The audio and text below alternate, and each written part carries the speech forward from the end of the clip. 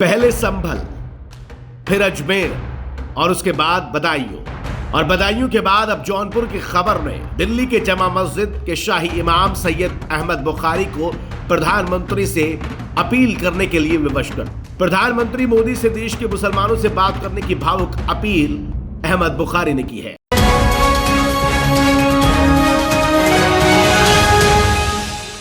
उन्होंने यह अपील शुक्रवार की नमाज के बाद में की, जब देश में मस्जिदों के सर्वेक्षण को लेकर सांप्रदायिक तनाव बढ़ रहा था। बुखारी ने कहा कि प्रधानमंत्री मोदी को अपनी कुर्सी का सही इस्तेमाल करना चाहिए और मुसलमानों के दिल जीतने चाहिए। इमाम बुखारी ने प्रधानमंत्री मोदी से यह भी कहा कि आप जिस कुर्सी पर बैठे हैं उस कुर्सी का न्याय करें, मुसलमानों का दिल जीतें और उन उपद्रवियों को रोकें जो देश का माहौल खराब करने की लगातार कोशिशें कर रहे हैं। इसके आगे उन्होंने कहा कि आज स्थिति 1947 से भी ज्यादा बदतर हो गई है और यह स्थिति देश के भविष्य को लेकर चिंताएं पैदा करती है। बुखारी ने जब यह कहा कि यह देश किस दिशा में जाएगा कोई नहीं जानता, उस दौरान उनकी आंखों में आंसू आ गए। बुखारी ने प्रधानमंत्री मोदी से तुरंत कदम उठाने की अपील की।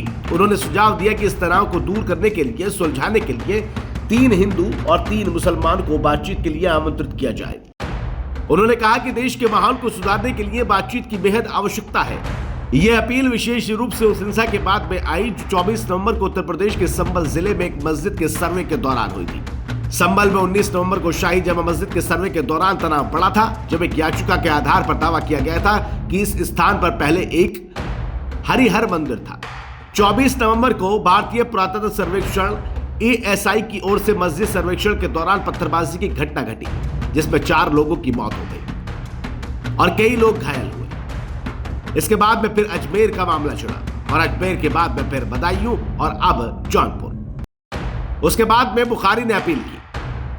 बुखारी ने कहा कि समय आ गया है कि देश में सांप्रदायिक सौहार्द को बढ़ावा दिया जाए और मंदिर मस्जिद के विवादों को छोड़कर आगे बढ़ा जाए। उन्होंने चिंता व्यक्त की कि इन विवादों के कारण देश का माहौल खराब हो रहा है, इसका भविष्य अनिश्चित है। अहमद बुखारी ने प्रधानमंत्री मोदी से साफ तौर पर यह अपील की कि इस विवाद को छोड़कर देश को आगे बढ़ाने की उनकी मदद करें। साथ ही साथ 3 मुसलमान और 3 हिंदू लोगों की एक मीटिंग करने की बात कही, जिसमें दोनों पक्षों की बात सुनी जाए और फिर एक फैसला लिया जाए। अहमद बुखारी के इस प्रस्ताव और इस सुझाव के बाद में प्रधानमंत्री मोदी का क्या कुछ रिएक्शन रहेगा, क्या जवाब आएगा, इस पर हमारी नजर बनी रहेगी।